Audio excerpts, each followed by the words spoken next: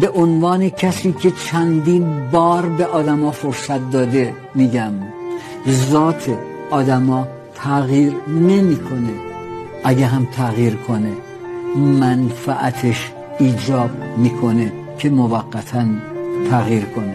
امیدوارم دوباره بر نگردید سمت چیزی که خدا تازه ازش نجاتت داده.